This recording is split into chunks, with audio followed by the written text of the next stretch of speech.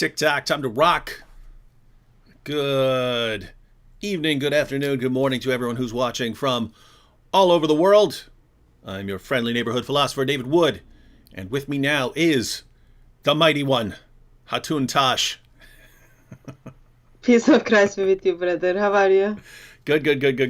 Hatun, before we get started on our topic and so on, why don't you introduce yourself, tell everyone about what you do. I'm Christian. I'm from Turkey. Currently, I am based in England. What I do, the part which is like linked with this live stream, I guess I engage with Muslims in public platforms. That will be a place called Speaker's Corner, where we get to meet with Muslim missionaries and have debates and discussions, where we get to preach Gospel of Christ.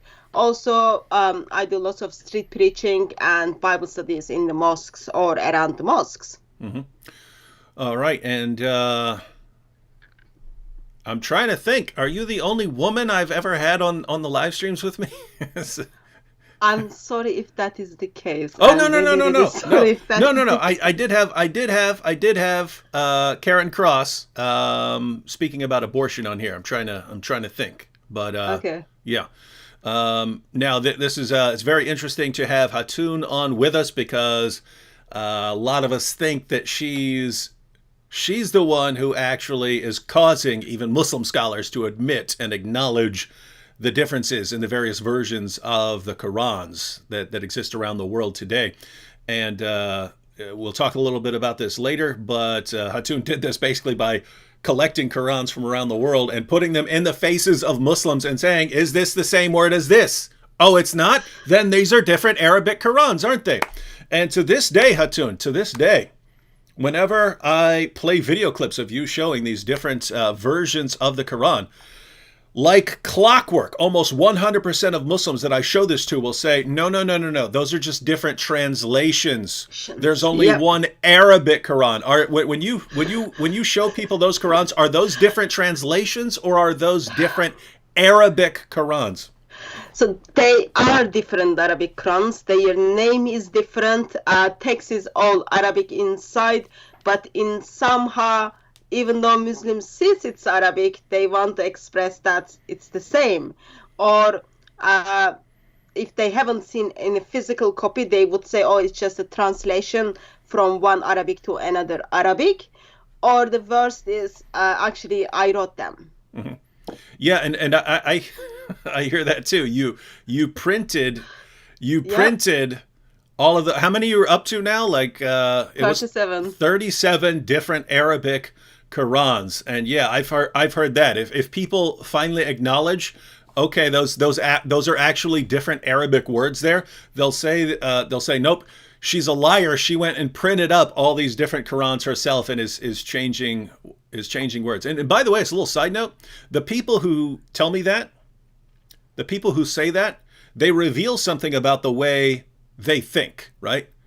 They reveal to me that when someone is refuting you, that person must be using deception, in which case they're revealing to me something about how they think, right? They think, oh, the way to get what you want in life and the way to get your point across is to make things up. So if this Christian woman makes a point and refutes me, she must be lying because that's how you make points. And but ladies and gentlemen, that's not how we make points. We make points by presenting facts. Now, you did get you have a request right here. Fred G. Sanford says, can you give a Hatun a shout out from Fred G. Sanford? The G is for gospel preacher. So there you go. You gotta, thank you. I don't know if you guys know who Fred G. Sanford is over in in the UK, but from a show called Sanford and Son. Go ahead. Yes, he's we know him. One of the things we have is so you show them the different Qurans.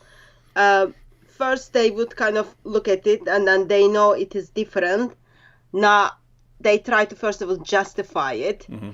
and then when they kind of tell me, yeah, I wrote it, all I do, I simply start saying, yes, I did take time, and then I did write it, and then I wanted to support the economy, so I went to Saudi Arabia or Jordan or Nigeria, wherever I got the Quran, and then I asked them to publish it, and then I sold it so that everyone is happy. But no, actually, it was lovely Muslims who published it and who uses them. Mm-hmm. And yeah, you're getting comments here. Yeshua Chai says Hatun invented the printing press.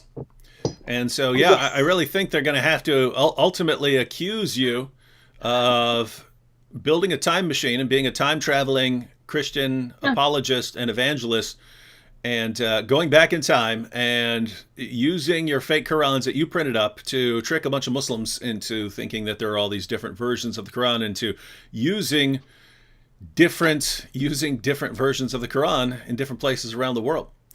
And so, by Of the way, course, that brings sorry. oh, go ahead. Of course, that brings lots of questions regarding the power of Allah, because Allah is going to protect that one and only Quran. If I'm able to produce 37 different Arabic Qurans and able to sell it, it tells me, yep, I think I'm a little bit more powerful than Allah, and clever maybe. And very wealthy. Marion here says Hatun has all the money in the world, no problem for her to print 37 Qurans and distribute them worldwide. Yeah. Actually, Marion, Hatun only had to make up 36 Qurans because there's the one perfect Quran, and then she made up an additional 36 different different Qurans. So yes, very, very wealthy, and Hatun must have her own printing press, and she's a time traveler. This is what people have to go through to explain this stuff. Oh, by the way, side note, I saw a comment before we went live from Truth and Courage, one of the Muslims who responds to us here, and check out this comment, everyone. I screenshotted it. Truth and Courage said, David Wood is a liar, that is, who follows massive ad-Dajjal. Dajjal is sort of the Islamic Antichrist figure. He is no follower. The guy admitted long time. I saw a video where he went to Jerusalem and he says David Wood met the Dajjal. So Truth and Courage is telling people, don't listen to me because I made a video when I went to Jerusalem and I said that I met the Dajjal.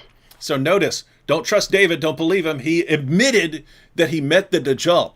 Now, if you actually go to the video that Truth and Courage is talking about, it's the one where I was on the Temple Mount, right? Where I went up to Al-Aqsa and the Dome of the Rock. And I was walking around there and I saw a one-eyed cat. There was a cat with one eye. And so I said, everyone, I have found the Dajjal here outside the Dome of the Rock. And that was it. And so now you have Truth and Courage running around. David Wood admits that he met the Dajjal. He admits it. My goodness, what an amazing religion this is, ladies and gentlemen, that these are the people who are here defending it. All right, everyone. Well, we're going live here at 4 o'clock Eastern time, mainly so that people who are in the UK and maybe Europe, maybe I understand it. The farther you go east in Europe, the later it is. But we're making this available, trying to get it a more friendly time for European viewers here with some of the live streams. Probably in upcoming live streams, because I have gotten requests to go even earlier. For people in other parts of Europe, so maybe like 2 o'clock or something. So probably here in the coming weeks, try to get some live streams in at 2 o'clock. But all right, so we have our topic. We're going to be looking, the topic I put on the screen is, why are there so many different Qurans? And one of the amazing things is that even Shabir Ali is now admitting that there are different Qurans. And as I pointed out, I believe that is because Hatun has been going around putting them in people's faces and saying, look at these different Qurans. They are not the same in Arabic. And so you've got all these Muslims who've been taught all their lives by their leaders, by their apologists, that there is exactly one Quran and there has never been any other Quran. And it has been perfectly preserved right down to the letter. I have an endless supply of Muslim apologetics books by Muslims, right? By Muslim scholars put out to convince people that Islam is true. I have an endless supply of them that say the Quran has been perfectly preserved right down to the letter. There's never been a difference anywhere in the history of the manuscripts of the Quran. This is what Muslims are taught. And then you have someone like Hatun come along, put them up in their faces and say, these are different. And then the Muslims start wondering why. And they'll accuse her, oh, you must have printed those yourself. Why? Because my leaders told me something different, and my leaders would never lie. Yeah, they would. But they don't believe that, and so they keep going to their leaders. Why are there these different Qurans? Why are there these different Qurans? They're putting them on the screen. Why are there these different Qurans? And one approach is to just say everyone's lying, and the other approach is the one that we're going to see Shabir Ali take, and Shabir is going to acknowledge that there are different versions of the Quran depending on where you go in the world, and he's going to try and give us an explanation for why we have all of these differences. Now, Hatun, you've seen the video by Shabir. We're going to go through the entire video, except for like the end where he just says you can follow my ministry and stuff like that. But as far as the content goes, we're going to go through Shabir's entire video. Hatun, what do you think about Shabir's overall presentation here? Actually, I feel sorry for him that he was put in that place to explain it. But I think it was 2016, Shabir Ali expressed that he follows the 1924 Quran. And in a sense, I am grateful that now Muslims are aware, actually, now there is the internet, there is a Sheikh Google, there is a Sheikh YouTube, and there are people asking questions. Therefore, Muslims are leaving Islam. We cannot lie to our Muslim brothers and sisters anymore. Let's simply make 15 minutes video to answer this once for all. So overall, he's gonna try to justify those different Qurans are simply complementary to one another. Mm-hmm. And I'm sure in this live stream we'll be touching on some of the issues, but we'll certainly be having many future discussions on whether Shabir is accurately explaining why we have these different Qurans. The important point that we want to draw to here is he is acknowledging that there are different versions of the Quran with different words. And ladies and gentlemen, the main question I would have for Muslims is, why then do your leaders and your apologists tell you perfect preservation right down to the letter, when even your Muslim apologists are now coming out admitting, no, that's not true, that's actually false? Why did they spend years lying to you? Because that's all it is, it's a lie, right? If a Muslim wants to say, hey, we basically have what was revealed to Muhammad, I can see them saying that. But when they say perfect preservation right down to the letter, and they've read their sources, they're flat out lying. And that is the question. Why do Muslim leaders and Muslim apologists lie, just flat out, indisputably lie to people? Why do people like Jamal Badawi, who says that God protected the Quran perfectly, why do they lie? That's a big question for the Muslims who are watching. All right, should we go ahead and start checking out these video clips? Yep. All right, so ladies and gentlemen, we're going to again go through. Now, Shabir has posted actually a couple of videos on this. We're going to go through one during this live stream, and Shabir's actually going to give multiple explanations for why we have different versions of the Quran. But here we have just the sort of clip to start it off here. Let's see what he says. Peace and the mercy and blessings of God be with you all. I'm your brother in faith, Shabir Ali.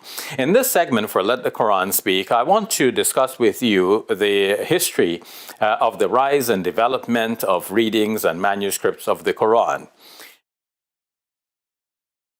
So, Shabir says there, just at the little beginning clip, and I wanted that short clip just to make sure you can hear all of that, right, Hatun? Yeah. Okay. Yes. So you can hear everything Shabir is saying. All right. Yeah. So he says he's going to talk about the history of the Quran. Now, to any Muslim who watches that video and hears Shabir say, right now, I'm going to tell you about the history of the Quran, what are Muslims expecting to hear from Shabir? What are they expecting to hear? Quran is well preserved, eternal word of Allah, not even dot changed. Mm-hmm.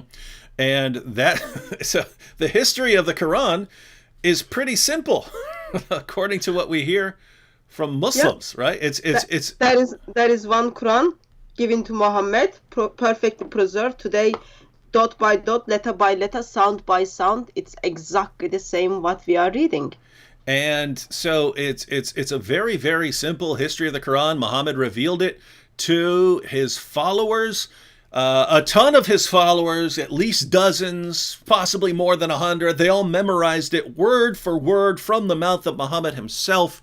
And there's never been any differences. In fact, Hexitas here expanded upon what we were saying, because I said perfect preservation right down to the letter. Hexitas pointed out perfect preservation even right down to punctuation marks and diacritical marks that weren't even in the original Quran. And why that's really important is I have Muslim apologetics books and Muslim Dawah books that I have books that are meant to convince non-Muslims that Islam is true and that the Quran has been miraculously preserved.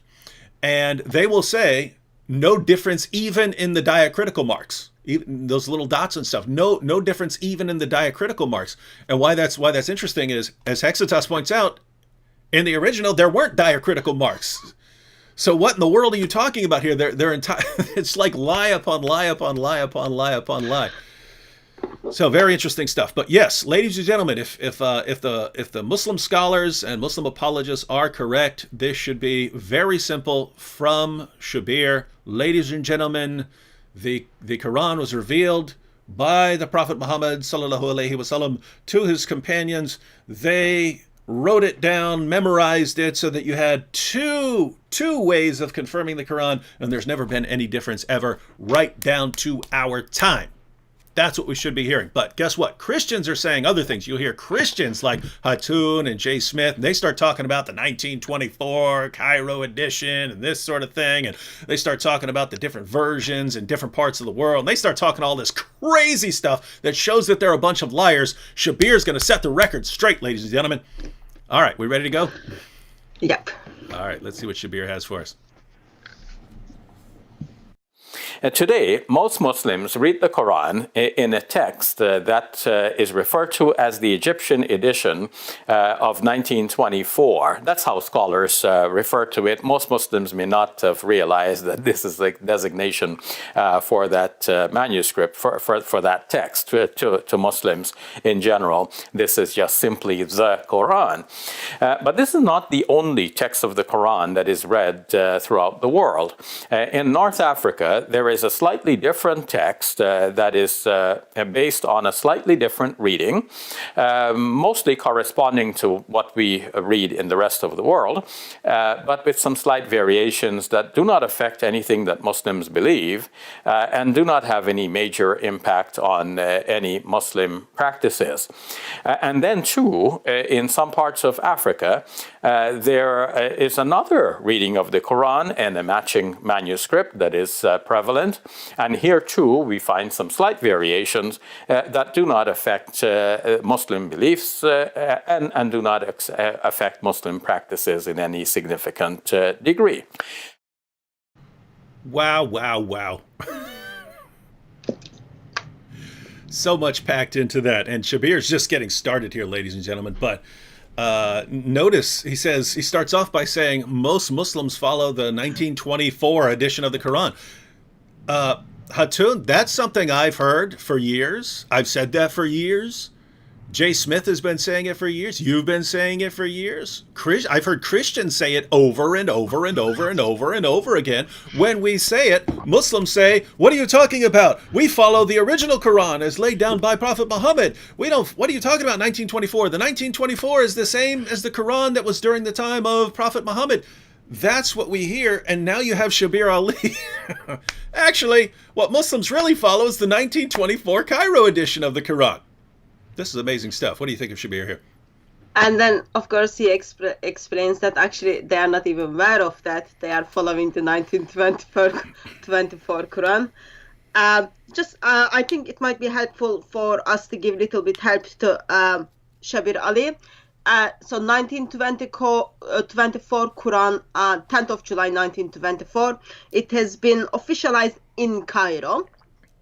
And then later that year, with some additions, they made another Quran. And then in 1936, it has been officialized for Egypt. Mm-hmm. And then, of course, after we look at the Islamic history, and then we see all of those Qurans went under the river in Egypt. The ones differ from one another. it is said that seriously Muslims are trying to hide those basic informations from other Muslims, especially those who has platform. I think that's just simply deception. I grew up with knowing there is only one perfect Quran, and even at Speaker's Corner, where you get to meet Muslim missionaries, they still make the same claim. There is one perfect Quran, and the current Quran we are reading is taking us back to Muhammad. Yet now, Muslims don't have much options to tell us, yes, we've got the Quran from 1924. I am sure David Wood is much younger than that, but 1924 is like not that back. It's like 90 years. Yeah. So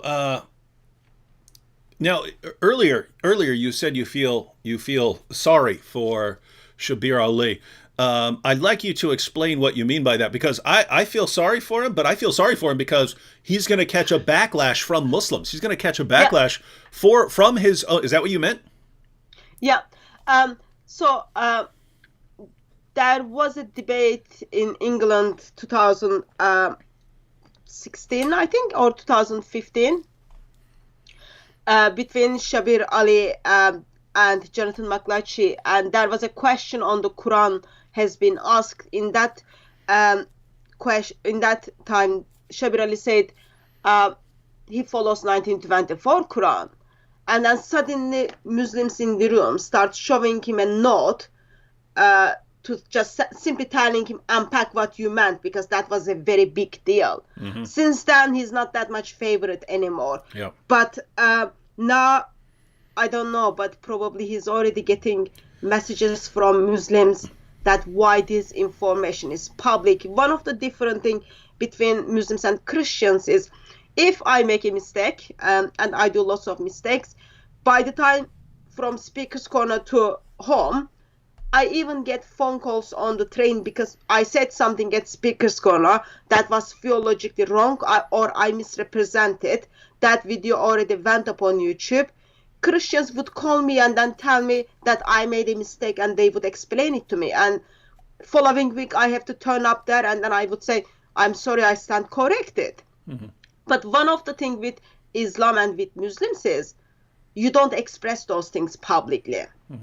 So for 1400 years, if you just get rid of first couple of centuries, because Muslims were quite okay to have different Qurans, but last 1,000 years, Muslims are saying to one another, there is only one perfect Quran. In the mosques, today they are still teaching and preaching there is one perfect Quran. Yet, a Muslim who has got platform stood up a couple of weeks ago and then said, actually, you are not aware of it, but the Quran, you are kind of saying the Quran of Muhammad is only dated in 1924. That is sad, because now Muslims are kind of gonna not like him. Yeah, and that's so, ladies and gentlemen, that's what we mean when we say we feel bad for him. And notice why Shabir has been put into this position.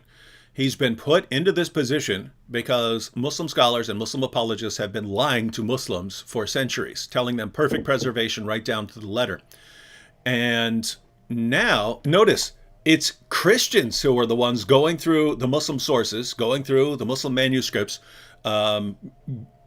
getting different versions of the Quran from around the world to show Muslims that they've been lied to, till we get to the point where even a Muslim apologist like Shabir Ali has to admit, no, we actually have different versions of the Quran in different parts of the world, and the Quran that Muslims follow today is the 1924 Cairo edition. Shabir has to admit this. Why does he have to admit that? Because it's true, right? And so Christians are the ones that have to tell Muslims the truth. And now Shabir is actually telling the truth about acknowledging some important facts about the Quran. And the response from Muslims is going to be, how dare you, Shabir? We condemn you, Shabir. How dare you say that there are these, how dare you speak the truth, Shabir? It's like the community prefers a comforting lie than a discomforting truth, right? They would prefer, hey, lie to me if it makes me feel good about my religion. And if you tell me the truth about my religion and it's something I don't like, then I don't want to hear that. I don't want to hear the truth. And notice this goes back to the very companions of Muhammad when they're sitting there burning manuscripts to cover up the differences, to pretend that, hey, we have this, we're going to put out this single authoritative Quran. They would rather have just complete unity and have everyone think that they're on the same page with this Quran. And if they have to burn all of the evidence, they don't care. It's better. It's a comforting lie is better. This goes back to the earliest stages of Islam, and no surprise it comes down to the present. And when someone differs, when someone says, no, we actually need to acknowledge the truth here, otherwise everyone's just going to expose us as liars. We have to acknowledge the truth here, and he's the one who's going to get in trouble. So notice, the Muslims in the chat and Muslims around the world, they're going to be mad at Shabir Ali for admitting basic, indisputable facts about the history of the Quran. They're going to be mad at us for using clips of Shabir Ali to expose the lie that's been going on. They're going to get mad at us. They're going to get mad at Shabir. Who are they not going to get mad at? Muslims aren't going to get mad at the people who've been lying to them for years. Those are the people they're not going to get mad at. Whereas in Christianity, it would be the exact opposite. If our leaders and our apologists spent years lying and then someone exposed it, we would get mad at the liars. In Islam, they don't get mad at the liars. They love the liars. They hate the people who come along and refute the lies. Why is it? Why would the true religion need this, ladies and gentlemen? Why is a true religion built upon this foundation of lies? Okay, Hatsu, the other important thing that Shabir acknowledged there in that opening, so he acknowledged that Muslims follow the 1924 edition of the Quran.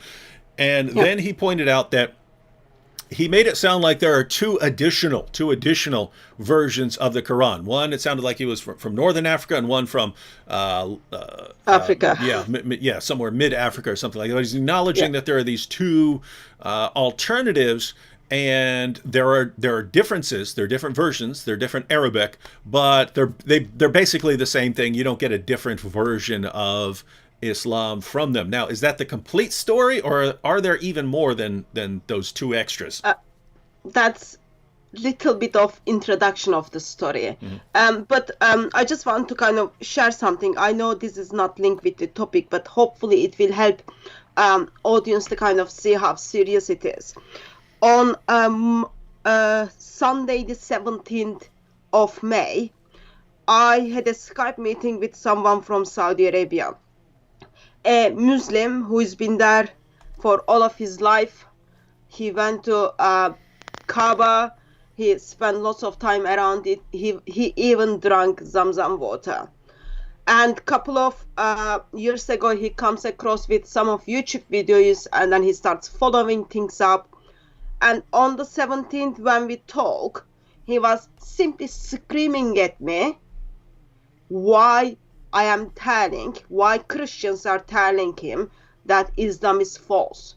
So for a couple of years, he's been checking the informations Christians are putting there, and he's got access to the informations. He checked it out. He's convinced that the information is given by Christians to Muslims are correct. Now he's upset and he's screaming, why are you telling me this? Instead of like calling his imam or his sheikh and then saying, why have you lied to me? He's screaming at Christians, why are you giving me this truth information? That kind of in a sense shows us, they've been lied, and when someone figures out they've been lied, then it is very hard for them. It is very hard for them to move one step forward and then say, there is something wrong, and then I need to act for it. Or you can pick the other option and then say living under the lie is very easy. Mm-hmm. Yeah, so, it's a choice up there. Yeah, so notice everyone, it's Christians telling the truth, and a Muslim in Saudi Arabia getting mad. Why are you telling me this? You know you're hurting my feelings by telling me the truth. I would feel much better if you kept all these facts and true statements and refutations away from me. I just want to hear the truth from I just want to hear lies from my Muslim leaders because it feels good. What a religion. What a religion that relies on this. All right. Anyway, on Shabir Ali. Yes, Shabir Ali expresses there are two different Qurans out there alongside of 1924 Quran. One of them, he says, from North Africa, that is identified as the Warsh Quran. And Warsh is someone who preached in Muhammad's mosque in Medina for 4 years, approximately 100 years after Muhammad. That's the kind of Quran attributes to him. And then other Quran, he doesn't give us the name. He says it's in Africa. I think he's talking about the Duri Quran. But that's only 2 out of 37 which I have. Or according to Islamic tradition, that would be 2 out of 30 different Arabic Qurans. And then he also expressed, there are small differences, slightly differences, variations between them. Nothing impacts in their faith. I would simply say that's not true, because when we look at the Warsh, so the current Quran Muslims are reading 1924, so-called 1924 Quran is identified as the Hafs Quran from Kufa. The Quran which people use in North Africa, that will be in Morocco, that is Warsh Quran. Today's copies between Hafs Quran and Warsh Quran, there are over 1,300 differences, textual variations within them. No, there aren't. There are 0. Yes, they were 0. They were 0 until Shabir Ali put this video up. Since then, we've got over 1,300 textual variations between them. And yes, none of them gives different God. Yes, none of them gives them different Muhammad. But those variations affect the life of Muslim when it comes to their practical life, such as first of all, like, I think for me it doesn't even need to go to there, because dot by dot, letter by letter, sound by sound, word by word, it's supposed to be the same. But what we have is here, when you compare those Qurans, you kind of have to sit back and then say, actually, I don't know when and how I need to do wudu if I follow the Quran in Morocco or if I follow the Quran in England. That's the issue. And like currently I've got 37 different Arabic Qurans. I haven't went through them all, but so far I've got over 90,000 textual variations between them. And that is sad reality. 90,000 textual variations in a book in which there are 0. That's the That's the real miracle of the preservation of the Quran. I made an article on that. Was probably over 10 years ago, and I wrote the article. It was titled something along the miracle of the preservation of the Quran. And the miracle, I said, is that the Quran has all of the features of a book that's been changed over and over and over again, and yet it's somehow never been changed. That's the miracle, right? It has all the features, all the characteristics of a book that was just passed on by human beings, in which case human beings make mistakes, human beings make changes, and it has all the characteristics of a book that was passed on by humans and that was changed over and over and over again, and yet it's somehow been perfectly preserved, even though it has all the features of a book that's been changed. And so that's the real miracle of the Quran there. And so you're saying that you've acquired tens of thousands of Quran variants in your 37 different Arabic versions of the Quran. And ladies and gentlemen, that right there is why Muslims like Shabir Ali are being forced to acknowledge it.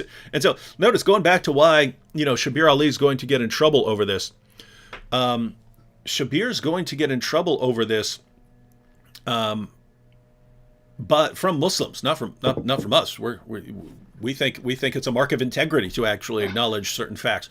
But Shabir's going to get in trouble for this, for acknowledging this, when I think Shabir's thinking long term, like how long can we just keep denying this? How long, when Christians like Hatun are coming up and putting the Qurans in our faces, how long can we keep saying, nope, perfect preservation right down to the letter?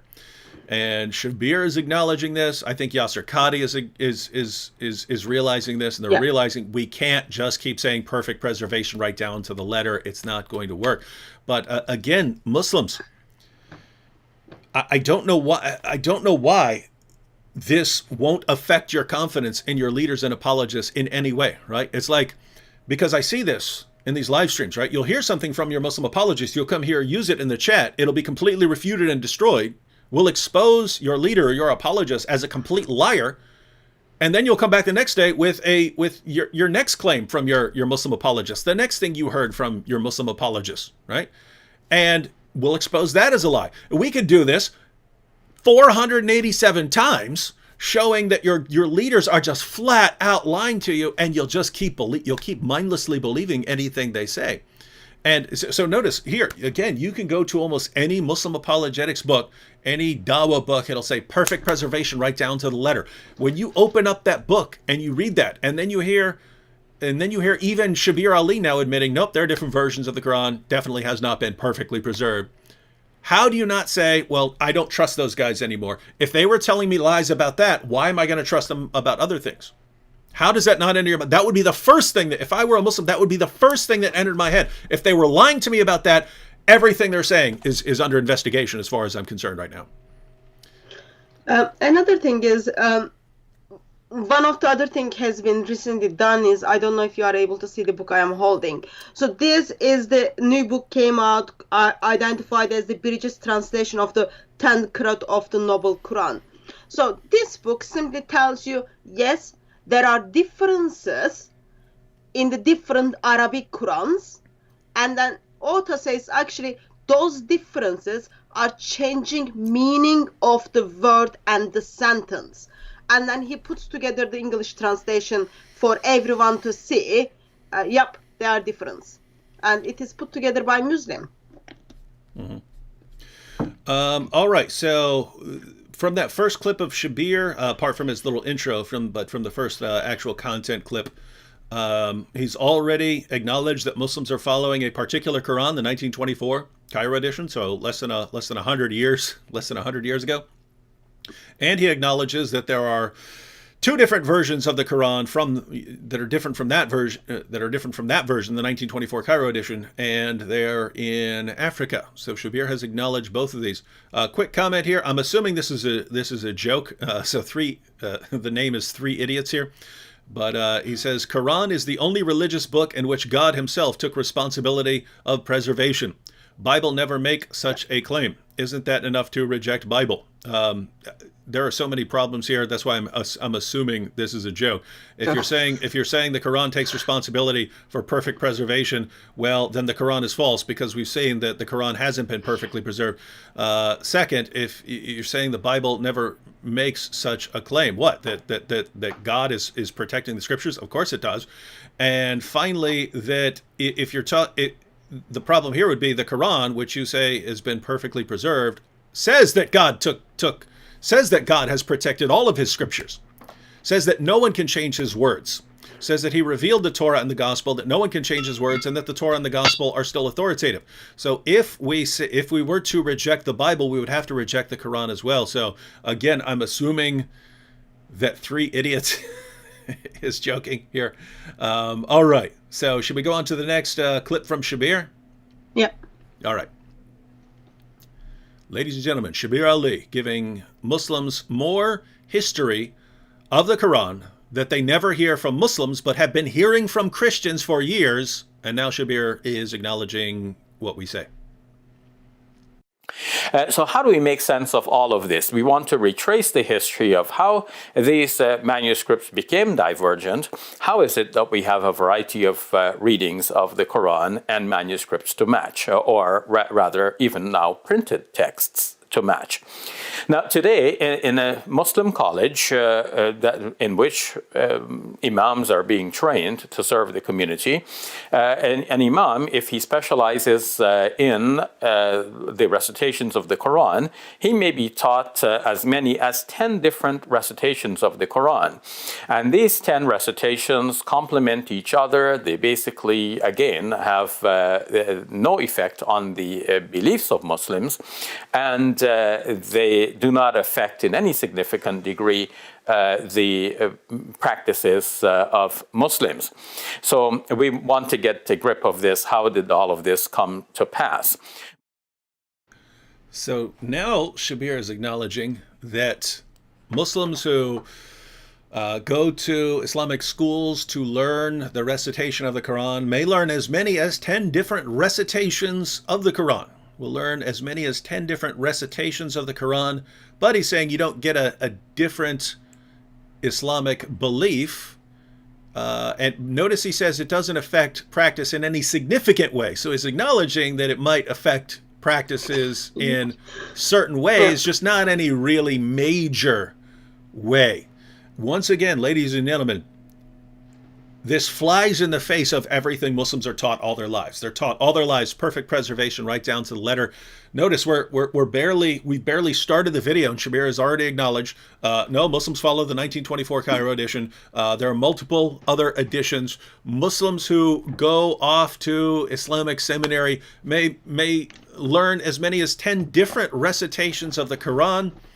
But at the end of the day, those differences in these different recitations in different versions, they're not things that would affect core, essential Islamic doctrine or practice. And the reason that stands out, ladies and gentlemen, is that is exactly what Christians have been saying forever. When Muslims say, "What about all these textual variants in the history of your Bible?" Well, guess what? Anytime you have human beings copying down giant books, you're going to end up with tons of textual variants. You never end up with textual variants that affect core Christian doctrine or practice. And Muslims say, doesn't matter. That's not what we're talking about. If one letter's been changed, your book's completely corrupted, can't be trusted, it hasn't been preserved by God. And now you've got Muslims, yep, there are all these variants of the Qurans, there are different versions of the Qurans. And by the way, Shabir's just getting started. He's going to say so much interesting stuff here. But his takeaway is, it's not really important because it doesn't affect core Islamic doctrine or practice. So notice what Shabir is saying. If these differences don't affect, core practice or belief, then it's not really a significant issue. Well, great. Then there went all of your objections to the history of the Bible, ladies and gentlemen. There went all of them. They all just went bye-bye by that admission. What Muslims notice what Muslims do. What your average Muslim does is, he says, Quran's been perfectly preserved right down to the letter, and if there's any variant anywhere in the history of the manuscript tradition of the Bible's been corrupted, can't trust it, your book is garbage. And Shabir's coming along, nope, there are all kinds of differences, there are different versions of the Quran, and they're okay because as long as they don't affect core doctrine or practice, that's not really corruption. So now it's not corruption, ladies and gentlemen. This is amazing stuff. Hatun, what do you think? I think before even we look deeper, there is something essential which people are, I think, intentionally forgetting. According to the Islamic tradition is, only the right recitation of the Quran is going to intercede for you on the Day of Judgment. If you've got already teaching your imams at the schools or colleges 10 different recitations, yet rest of Muslim world doesn't know, they're just reciting the Hafs version, which is the correct recitation, who is going to intercede for you on the Day of Judgment? There is a big theological problem, first of all, there. All you can do is pray and pray and pray that Hafs is the right recitation, which is going to intercede for Muslims on the Day of Judgment. If it is not, Muslims are already messed up. That's the first point. Second point is, I think Muslims are simply saying, it's just a recitation. When they say it's recitation, all they are trying to do is, it's how you pronounce the word. But that's not the case. What Islamic tradition is talking about, those Qurans have different names, and those words are written differently. Their meaning is differently. Therefore, you pronounce them and you recite them differently. And why do you have that issue at the first place? Yeah. People grow up all knowing there is perfect Quran, there is one perfect Quran. And now, people are at colleges learning there are 10 different recitations. That's just deceiving intentionally, and it is just wrong and wrong and wrong. and Shabir Ali talks about they complement one another. I think Shabir Ali thinks like it's the husband and wife, how they complement and make kind of complement one another. But in here, no, they don't complement one another, because there is one eternal tablet. Mm-hmm. How can suddenly we've got 30 different Arabic Qurans? And when he says 10 recitations, actually he's not talking about 10. When you break it down, he's talking about 30, because those 10s are the imams, but people are reciting what the students are said, and those students have different Qurans. In that sense, it is a bit disappointed, but it is good start. So when Sheikh Google takes over or Sheikh YouTube takes over, probably we will get to hear with all of them, with all of their meaning. Mm-hmm, mm-hmm. And so, yeah, it's imagine you've got Allah claiming that he has this most clear book ever. Throughout the Quran, Allah says over and over and over again, like a beating drum, that his revelations are clear. And yet, according to Muslims, he must have revealed it in all these different ways to try and convey what in the world he means. And even then, they still can't figure it out. And so, we've said it before, we said it again. If we take Muslims seriously in their claims about their God and their book, Allah is the absolute worst communicator in all of history. Just imagine someone who needed, in order to communicate basic commands, had to say, "Hey, let me give you this verse in 7 different versions, and hope that you can figure it out." Then, very interesting stuff. But we're going to get to some explanations of Shabir Ali on why we have these kinds of things. All right, should we go on?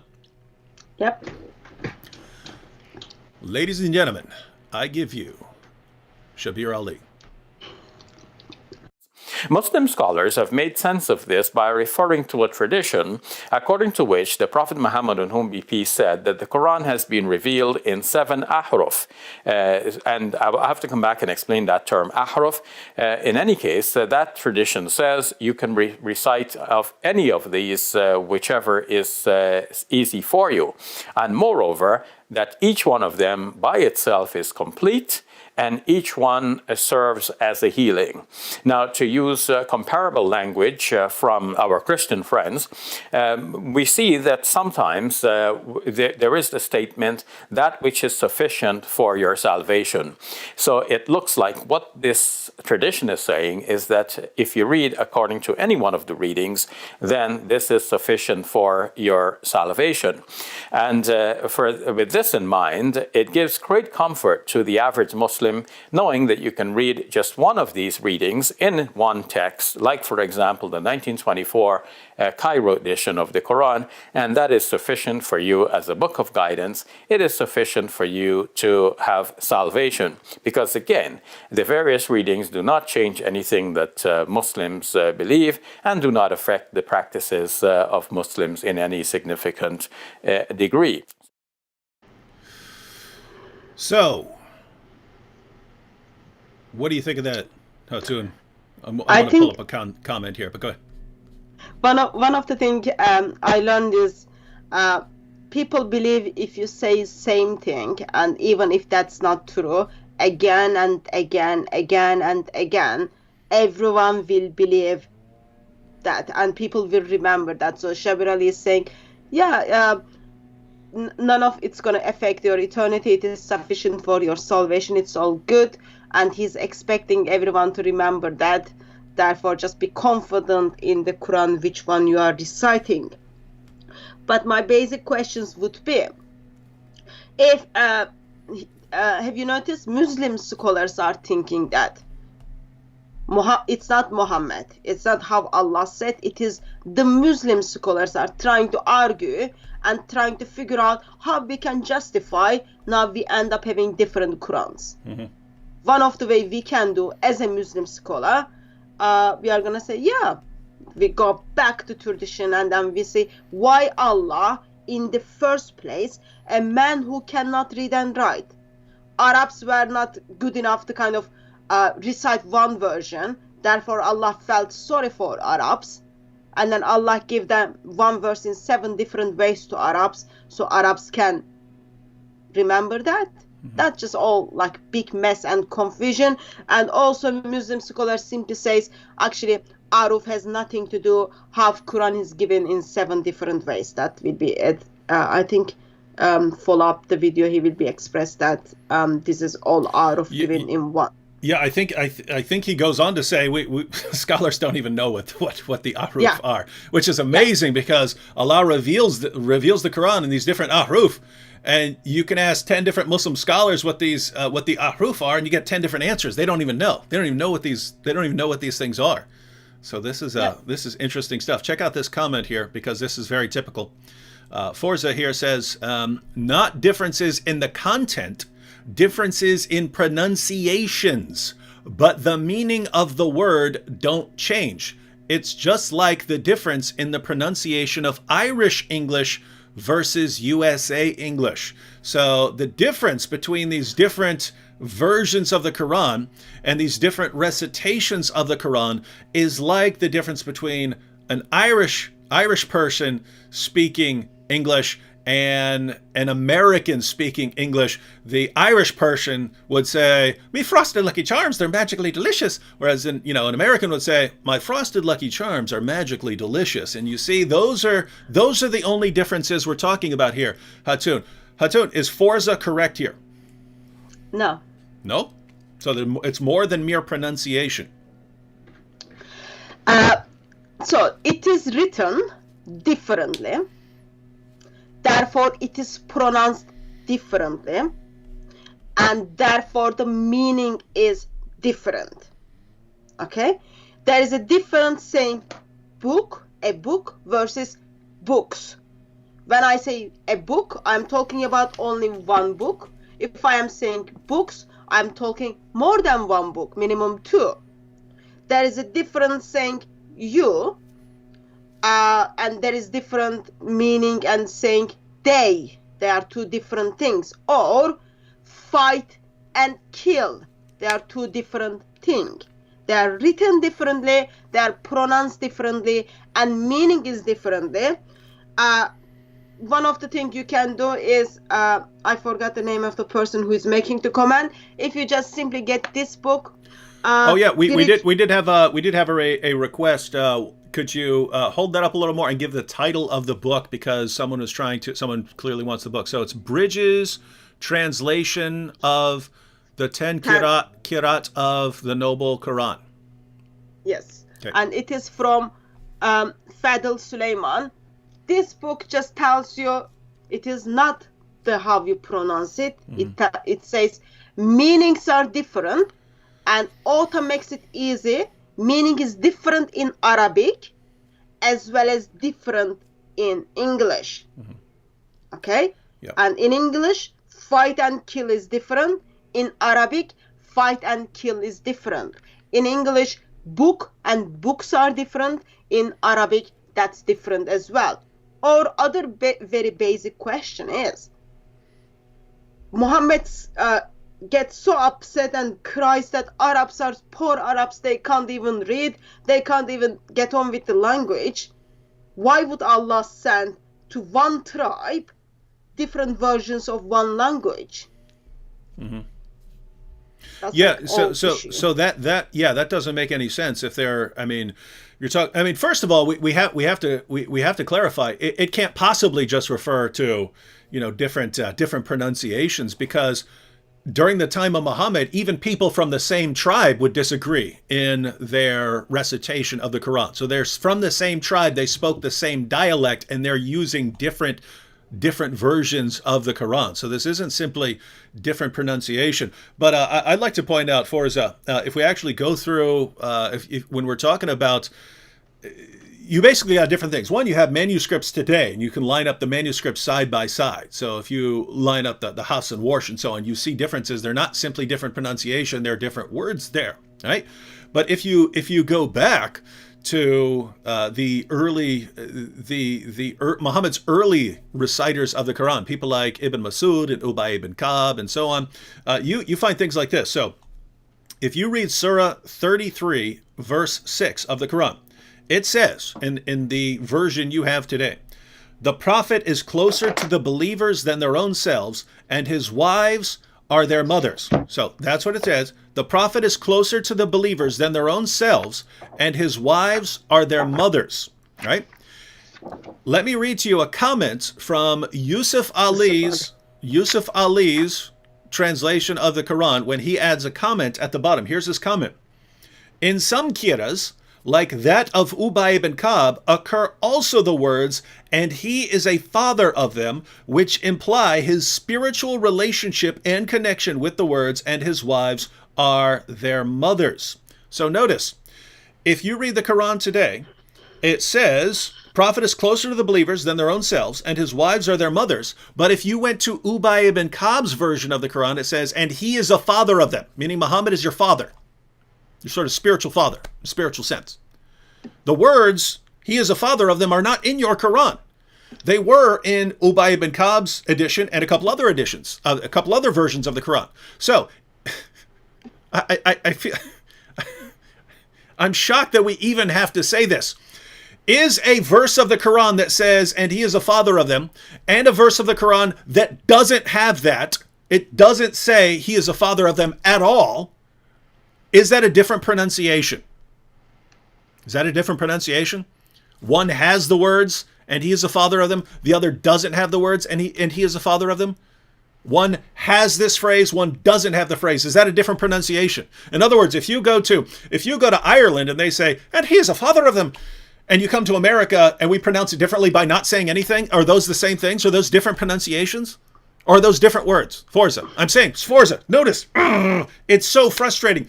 Forza, why are you saying it's different pronunciations? Why? Because here's how it works. Your leaders tell you, perfect preservation, right down to the letter. And you run out and go, the Quran has been perfectly preserved, right down to the letter. And then you ran into someone like Hatun who said, actually, no, here are all these different versions of the Quran. So you ran back to your Muslim leaders and said, oh my goodness, she's showing me that there are different versions of the Quran. And the same people who lied to you at the beginning lied to you again and said, no, those are just different pronunciations. There's no difference in the words. There's no difference in the meanings. So now you're running out going, you see, my leaders, the same ones who lied to me the first time, they told me this.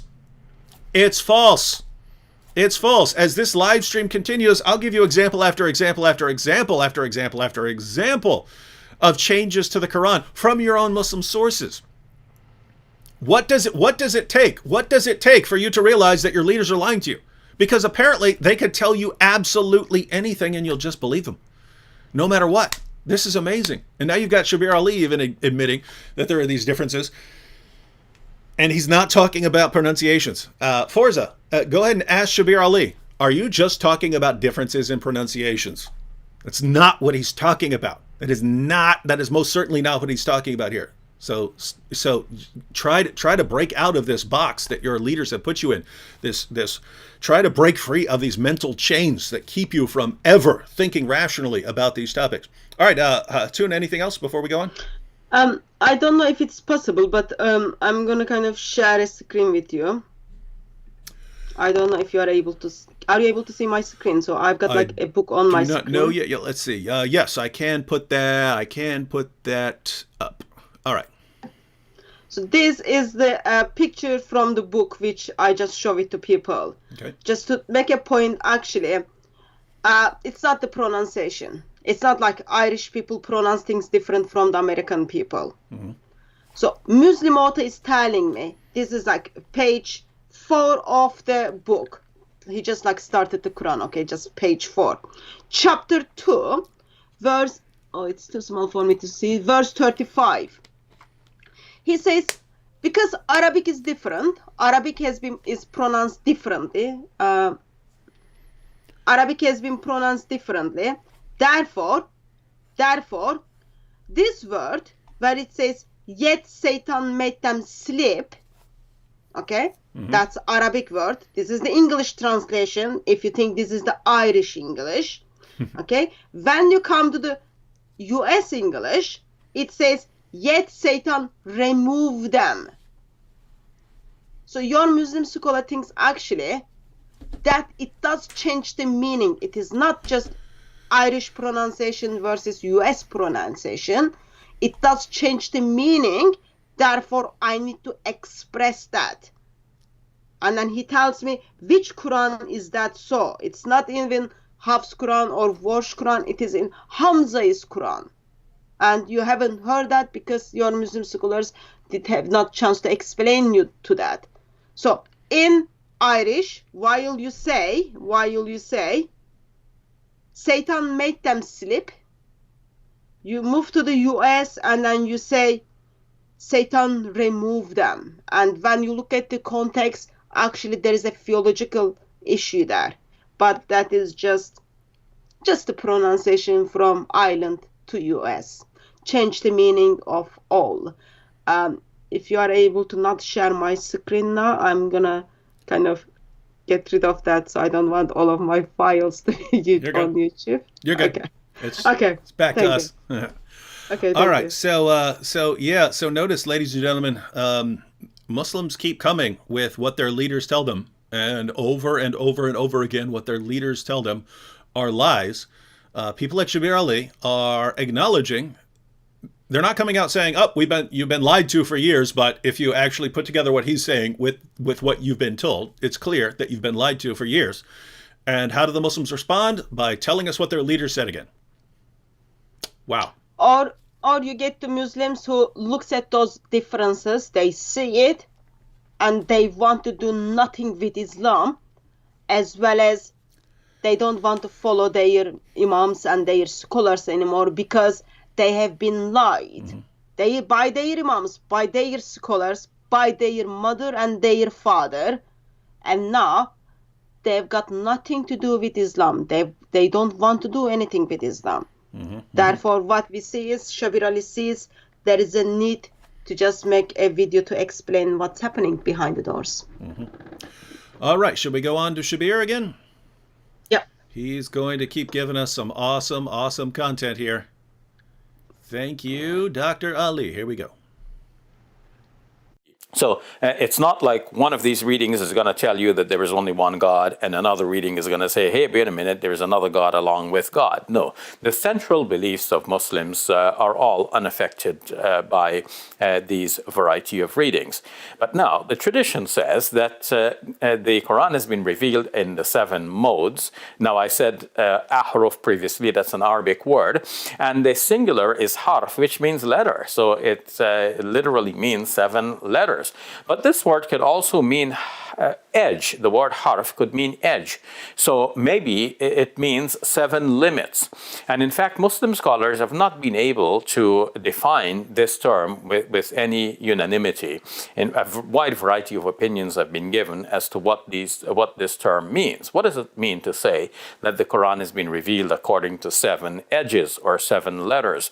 It may mean, according to some scholars, that the Quran has been revealed according to 7 dialects of the Arabic language. So whereas there was today one standard Arabic language, which is called Modern Standard Arabic, the language that is the language of textbooks and newspapers and magazines and news broadcasts and so on, that being an official language, there will be a wide variety of spoken languages in the Arab world. To the extent that sometimes the people of one region cannot understand the people of another region, though each one understands themselves to be speaking the Arabic language. Something like this may have prevailed even within the lifetime of the Prophet Muhammad, on whom be peace. So there were regional dialects of the Arabic language, and it looks like the Prophet Muhammad, peace be upon him, may have permitted his companions in the initial phase to recite the Quran in terms of its meaning, to express that meaning in their familiar terms and their modes of expression according to their dialects. Is everyone hearing what he just said? So Muhammad may have permitted the people from these different areas who spoke different dialects of Arabic, who couldn't understand what each other were saying, and he may have permitted them to recite a Quran in their familiar Arabic dialect and their own expressions and so on. By the way, again, he's just getting started here. He's going to keep giving more explanations of why there are all these different versions of the Quran. But yeah, so just starting there. Notice he also said, the word harf, it can mean letter or it can mean edge. Muslim scholars don't agree on what these huruf are. One suggestion is that it's dialects. Again, that doesn't make sense, ladies and gentlemen, because even people from the same tribe who indisputably spoke the same dialect were reciting different versions of the Quran. So this, I would say, it can't refer to dialect. It has to refer to something else. But notice what Shabir is saying here, right? You've got all these different versions of the Quran. Muhammad explains it by saying, "Oh, but the Quran is revealed in these 7 ahruf." And you ask Muslim scholars, "Well, what in the world does that mean?" We don't know. We have no idea what it means. But it's been perfectly preserved somehow. Yep. And believe whatever we say. Any thoughts on this, Hatun? Whatever it meant, it is said that like Muslims don't even know what it meant. Or what it means today, but clearly that's not the correct, because that's the case Muslim scholars are making. But whatever it meant, it caused Ubay bin Ka'b, whom Muslim needs to take the Quran from, whom Muslim needed to learn from, doubt in his faith, because there is a story where Ubay bin Ka'b hears different version of the Quran. They go to Muhammad, and then Muhammad simply struck Ubay bin Ka'b from his chest, and Ubay bin Ka'b says, "I didn't have that much doubt even in the time of Jahiliyyah, because now Muhammad is telling me, oh, Quran is revealed in 7 different ahruf." And then you've got similar story with Umar, father-in-law of Muhammad, and Hisham, who are from the same tribe. They are reciting the Quran differently, where Umar wants to grab him joining his prayer. But good guy, he's like patient. He waits until the prayer finish. Both of them go to Muhammad. And then by that time, Muhammad never told anyone, "Oh, by the way, Allah is giving me the Quran in 7 different ways." That's the first time Muhammad just explained the whole world. Mm-hmm. Yeah, there is Quran in 7 different ways. And he simply kind of says, yeah, Allah wanted to make it easier for you. Mm-hmm. Yet, today Muslims are saying, oh, maybe Muhammad might do that. Muhammad might imply that, or it might be dialect. I think it all questions what kind of God you worship and what kind of prophet you follow. Yeah, and notice the reason, so Muslims are taught perfect preservation right down to the letter. Allah could have done that, but instead, according to Shabir and other Muslims, he revealed it in all these different ways, which are leading to all these different versions that we have today, which are leading to not perfect preservation, or what in the world do you mean by perfect preservation of one Quran? Well, there are all these differences, right? It's just one Quran. We all memorize the same Quran. Even in the time of Muhammad, they didn't memorize one Quran. And DJM here points out in the chat, he says, was the Quran revealed to the Prophet Muhammad 7 times, each time in a different dialect, right? And notice that's the problem, ladies and gentlemen. If Muslims in different areas who speak different dialects are reciting the Quran in different ways according to their own dialects, and again, it's not just pronunciation. It's not just pronunciation here. They're reciting different versions of the Quran. Does that mean that when Muhammad received, let's say he was receiving some verses from Surah 2, does that mean he receives them and he goes, okay, here, I've received a revelation, here it is in our dialect. Okay, now I'm going to recite it again in a different way, and that's for this other group over here. All right, now I'm receiving it in the third way, and that's going to be for those people over there. And now I'm receiving in the fourth way, and make sure you pass this on to those. And now, okay, there you go, all 7 ways. Now there are all 7 ways of that revelation. Now I'm receiving the next revelation in 7 different ways. This is meant to help people understand the Quran. This is meant so that people can understand the Quran in their dialect. Is that the theory, Muslims? Is that your theory there? Because that's interesting. That's supposed to be only for Medina verses, by the way. Oh, good. Not like all of the Mecca verses. And if you think practically, like background of this thing, it talks about Muhammad was begging Gabriel, oh, my old people, I've got like old people, young people, old woman, young woman, and they're not able to learn it in one way. do you mind? Please be extra kind and then give us different versions. And then they do bargains, and then Angel brings it in 7 different ways. Mm-hmm. But as that happens, you kind of would say, okay, if people are already not able to learn things simple, if people are old and you've got lots of issues, you want to keep everything simple. Mm-hmm. 1 + 1 makes 2. You keep everything simple. You teach people in one way. Even when you are teaching something in the class, you don't say, okay, guys, this is the how we add the numbers way 1, way 7. Or way 7 is for people in the future who is gonna come and then put that together. But whatever happens, let's say, okay, Muhammad and Gabriel was very good. They did the bargain, and then Quran came in 7 different ways. Uthman steps in 650s and then says, no, we are gonna put that in dialect of Quraysh, if it is the dialect. And then Uthman makes it 1. Then how come we today end up with you are teaching Muslims 10 different ways in the Muslim schools, Muslim colleges? That's already another question. Mm-hmm. So now Muslims are memorizing 10 different recitations of the Quran because these early dialects complement each other in their pronunciation. So it's just like again, it's just like reciting it in English and with an Irish accent as well. So according to what the Muslims have been claiming now, what Shabir is really saying is that Muslims go to their Islamic seminary and they memorize the Quran in 10 different recitations. And it's just like 10 different accents, right? So one will recite it with an American accent, and the next will recite it with English, but with an Australian accent. And the next one will recite it with a British accent. The next, with an Irish accent, and so on, and down the line. And they have to memorize all these different accents. Guys, do you even hear your defenses of the Quran? Do you know how this sounds to anyone who isn't mindlessly stuck with this perfect preservation theory? It's ridiculous. It's ridiculous. It's always been ridiculous. You just don't realize it. All right. Should we check out another clip? Yep.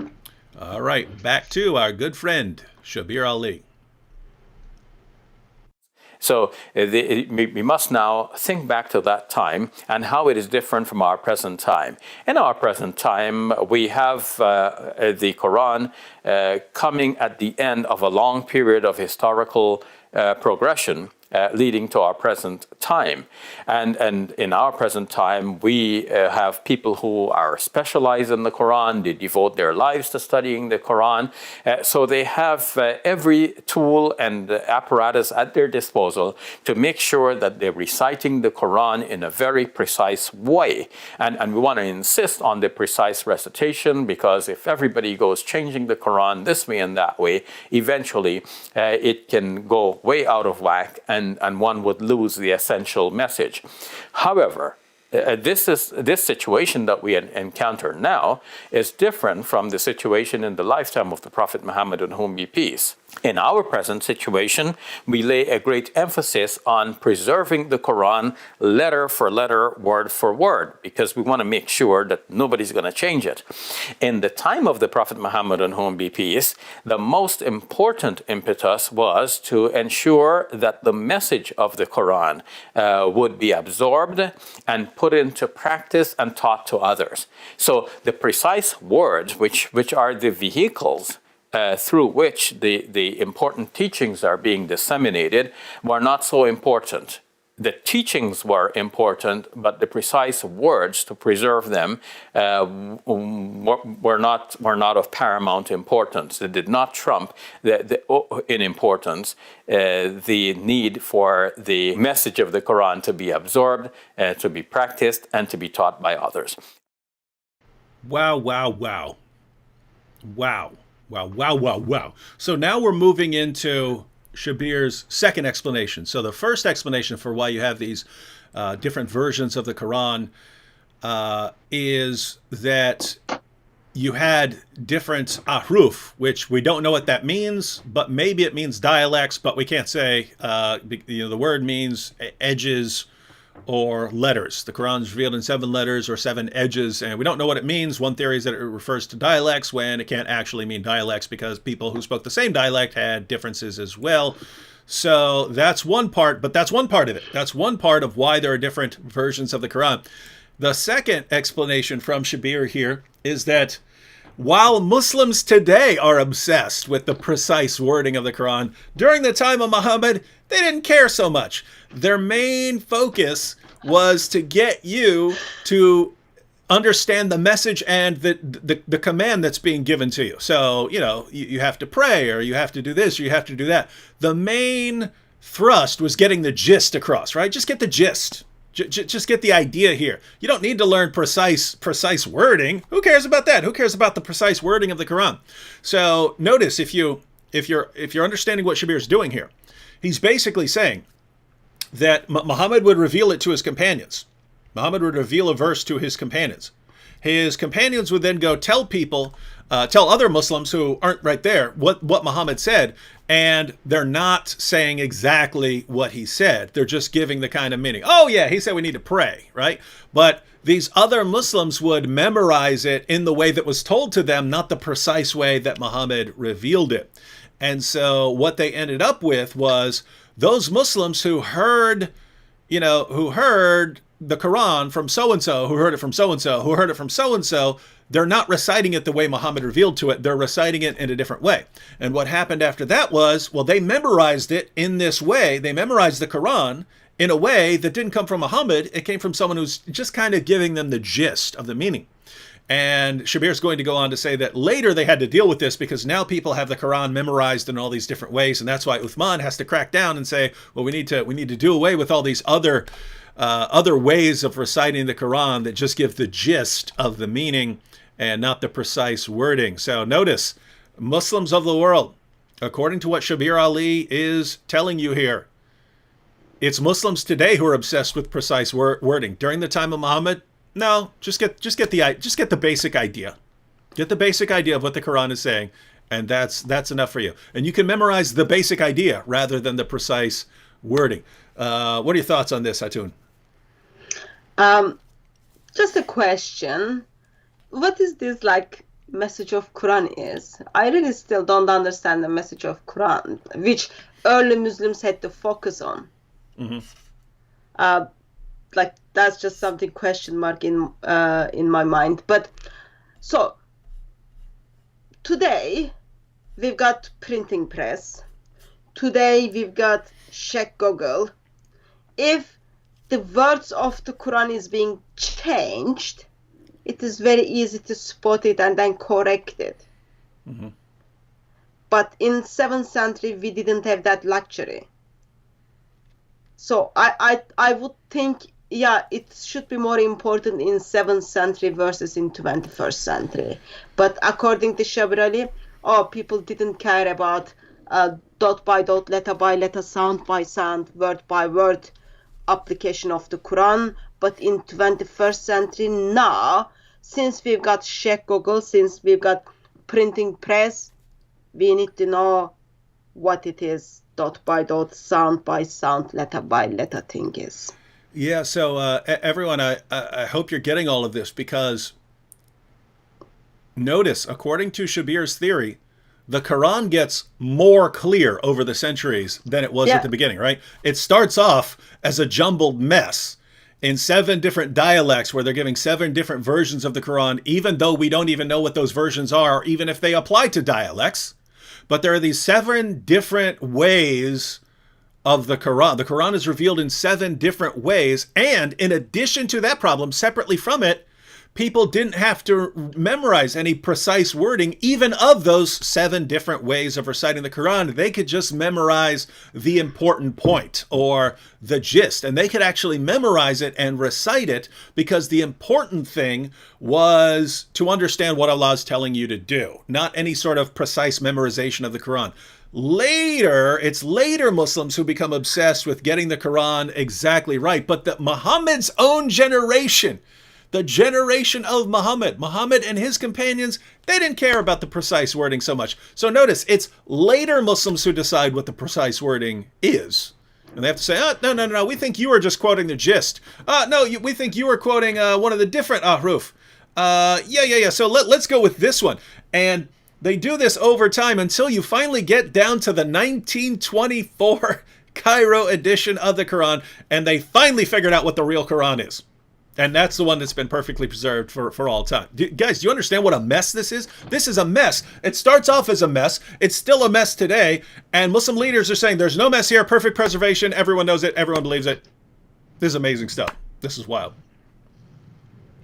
Just also point out that when it talks about they were focusing on the message of Islam, as they were focusing on the foundation of Islam, that was how to do your prayer and tashahhud and the Quran. Mm-hmm. So Quran was part of that, according to Muslims.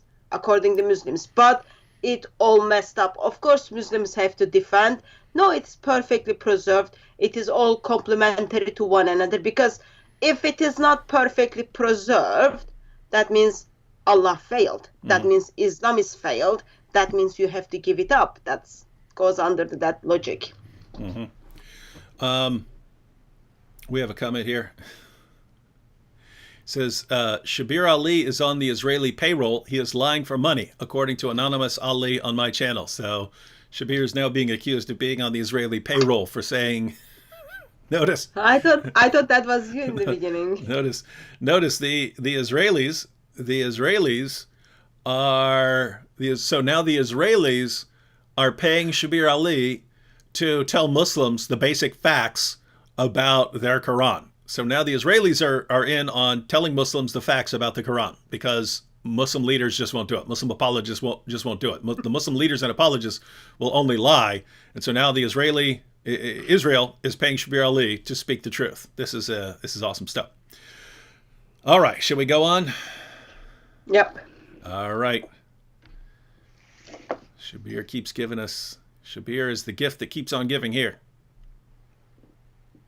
And in fact, if the Prophet Muhammad, on whom be peace, had insisted on his followers that they should pay due importance to the wording of the Quran, to get every letter and sound correctly, then that may have detracted from the focus on getting the message across and implementing that in the lives of new Muslims. So with all of the challenges that the community faced in that early phase, it was important for the Muslims to focus on the meaning and the message and to circulate that. So one Muslim would go tell another one, look, we got a new teaching in the form of the Quran. The other one is asking, what does the Quran say? And then he repeats the saying and the teaching of the Quran without necessarily getting precisely the same words in which they were first delivered by the Prophet Muhammad, on whom be peace. So there was this period in which Muslims had the opportunity to teach others the Quran without insisting on the precise words. But then it came a phase when, if we allow this to continue ad infinitum, you can imagine that somebody gives it in their own words, and then somebody else gives that new summary in their own words, and then the third person gives it in their own words. Then eventually the whole message can become diluted. The original words will be lost. So now Shabir has added another part to his theory. If Muhammad had insisted on the precise, correct wording of these Quran revelations, it might have turned people off, and they might have not really got the point if they're all focused on memorizing, the actual wording, correct wording of the Quran, and not just the gist and learning it in their own words, however they want to say it. And so it would actually have hurt the Muslim community if there had only been just one Quran and they had focused on precise wording. And so he had to let them slide on this, but you can't let that go on forever. So eventually someone has to crack down, and that's going to be, of course, Uthman and his merry band of scholars. But notice the theory. In order to get the point across, it was more important to get the sort of meaning of the verses rather than the precise wording. So Muslims focus on just learning the meaning of the revelations, and memorizing them, memorizing the meaning, so they could have it whatever words they wanted as long as they get the correct meaning, the correct teaching, right? And so that's how they're memorizing it. But you can't keep that up forever. That's how Muhammad's generation did it, but you can't just keep doing that, right? They've got these 7 different ways of reciting the Quran, and they're reciting just the meaning and so on, and all that's fine. You can't insist on precise wording. But later Muslims realize you can't just keep doing this, otherwise, these people are going to come up with their own, they're going to say it means this, and then the next group's going to say it means this, and so on, and you're just going to end up with a big mess. And therefore, we need to figure out the precise wording later, after the time of Muhammad. What do you think, Hatun? So, Umar, Hisham, Ubay bin Ka'b, when they were getting upset with one another regarding the way they were reciting the Quran, actually that was not even the case. Just when Muhammad struck Ubay bin Ka'b from his chest, he was just like, I don't know, maybe practicing if he's powerful, that Ubay bin Ka'b gets sweat or not. It has nothing to do with the way they were recitation wasn't even important. Recitation wasn't even important when Umar wanted to jump over other person during the prayer. But suddenly recitation becomes so important only 20 years after the death of Muhammad, because of the recitation, Muslims were calling other Muslims kafir. Mm-hmm. Within 20 years, Muslims understood, yup, that is very serious now, that dot by dot, letter by letter, sound by sound needs to be practiced now. Therefore, he gets rid of all the Qurans, he orders everything to be burned, and then recitation suddenly becomes so important, word by word, dot by dot, sound by sound, letter by letter. He sends 9 Qurans with 9 people who know how to recite it to the different places. And something happens within approximate 6 years after that. Ibn Hajjaj suddenly does the same thing. So recitation becomes so important within 20 years. Yet it wasn't important for Muhammad. Therefore, I would put together Uthman had more power over the word of Allah than Muhammad. And it is the same. Today's Muslims, they are screaming that Quran is dot by dot, letter by letter, sound by sound, exactly the same. And Imams are spending lots of years in Muslim colleges to learn that 10 different ways of reciting the Quran. Yet it was revealed in 7 different ways. But anyway, so they're learning in that 10 different ways. And it takes a lot of time to memorize that and learn it and keep in your mind. Yet it was not even important to Muhammad. Mm-hmm. Yeah, and I want to add another problem here, because notice, ladies and gentlemen, one, you have the facts, and then you have your hypothesis for explaining those facts, right? So we have the facts. We have different versions of the Quran with different words in Arabic. We have in the Muslim sources, Uthman ordering the Qurans be burned to cover up all the differences all the way back then. You have sources talking about entire chapters coming up missing. You have more than 100 verses coming up missing just from Surah 33. You have all of these different problems. And so the question is, don't forget the sheep. Yeah, and the sheep, verses being eaten by a sheep that are no longer in there today. Hey, you didn't, where'd you get that? I drew it. You drew that? Hey, we should have a contest. We should make that available and say, how do you caption this, right? In other words, people get to write in their own words, and then we'll have a contest and see who wins the contest for the best. We did the drawing Muhammad context couple of weeks ago. Mm-hmm. Oh, Muslims got so upset. They are still sending me emails that why I did that. But pictures were very good. But that one's perfect. Those with the without the words filled in, people love that, because then they get to insert whatever words, and then you have a contest on who. Yeah. Who is better Allah? Yeah. Sorry for distracting. So, what was I talking about now? Oh, I wanted to draw attention to. So you basically have the facts, right? We have the same facts. We have different versions of the Quran. You have all these interesting points about differences and changes in the Quran down through the centuries. But then you have, how are you explaining that, right?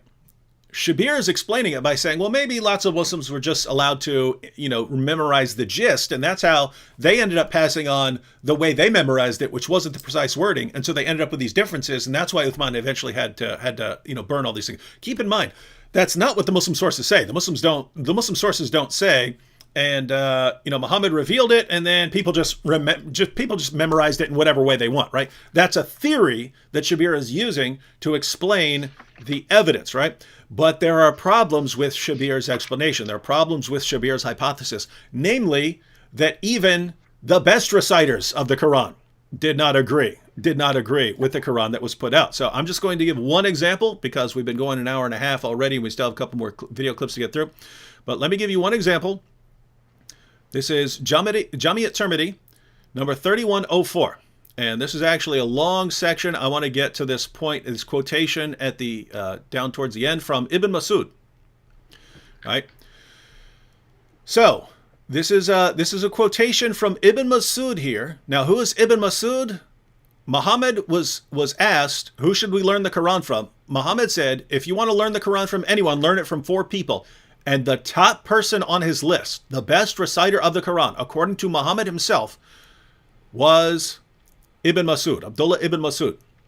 So notice this part right here. Az-Zuri said, so this is after Zayd ibn Thabit came out with his edition of the Quran, and Uthman orders Muslims to hand over their copies of the Quran so they can be burned. And Uthman is issuing an official version of the Quran, which ultimately comes down, that changed too over time, but it's basically the Quran that Muslims want to go back to today. Az-Zuri said, Ubaydullah bin Utbah informed me that Abdullah ibn Masud disliked Zayd ibn Thabit. Copying the Musahif. So that's Zayd ibn Thabit. That's the guy who your Quran goes back to today, Muslims, right?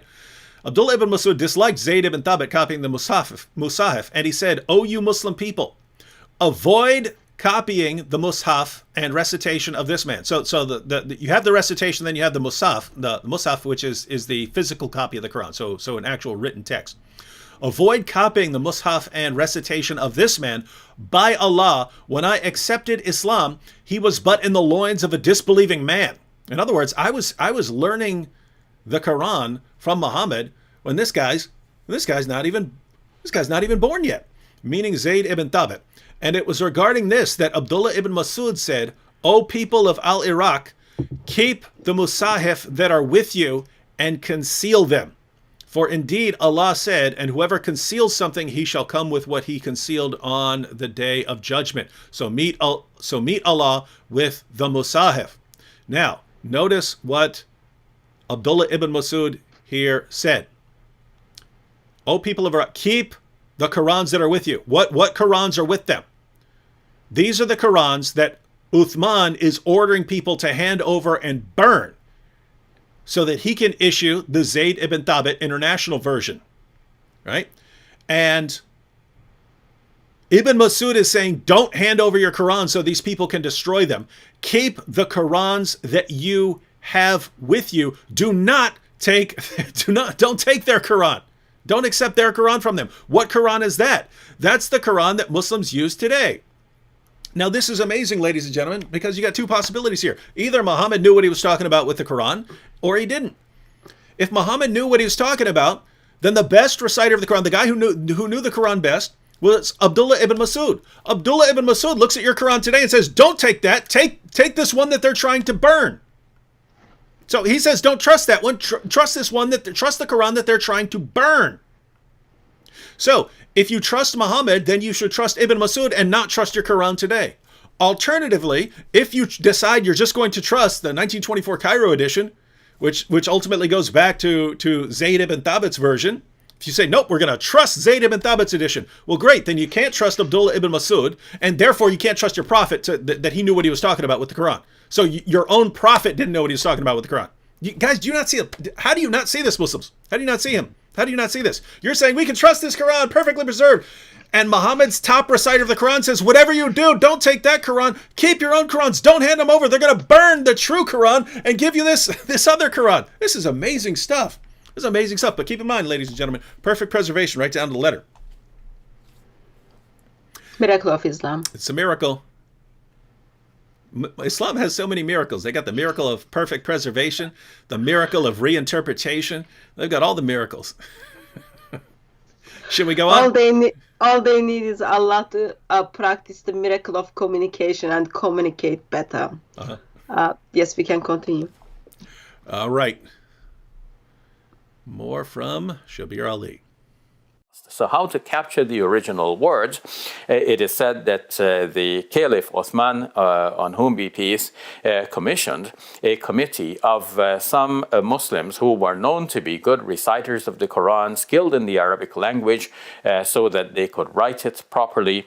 He commissioned this committee to produce a copy of the Quran and to make copies of that and send those copies to the various parts of the Muslim empire. There are reports as well that prior to him, a previous caliph, Abu Bakr, had commissioned one of the persons in this committee, Zayd bin Thabit, to make such a collection, and that collection had been kept in his possession, the possession of the caliph, until he passed away, and then passed on to the second caliph, who then, on his death, left it in the care of his daughter, who, Hafsa, was a wife of the Prophet Muhammad, on whom be peace, and therefore for Muslims, one of the mothers of the believers. So these are all trustworthy individuals caring for and preserving the Quran. So, Abu Bakr put together, had a version of the Quran put together because he realized that lots of people were just learning the gist and they needed to fix this problem. So a lot of people just were going around reciting their own version. So Abu Bakr said, you know what, we need to fix this. We need to fix this. And so Abu Bakr had a copy of the Quran put out, and then it's passed on to Umar, the caliph, and then Umar passes it on to his daughter Hafsa. Any thoughts on this, Hatun? Also, just addition, the reason Abu Bakr compiled the Quran because people were dying in the Battle of Yamama. Therefore, they needed to put together the Quran so it doesn't mess up more. And just notice, Quran doesn't go to Aisha. Quran goes to Hafsa, Umar, and then Hafsa. And then what's going to happen is under Abu Bakr, it is the Zayd bin Thabit who is putting the Quran together. And that is the guy Ibn Masud says in Timida Khan, I don't trust this guy. And Shabir Ali just expressed they were all trustworthy. According to early Muslims, no, he wasn't trustworthy.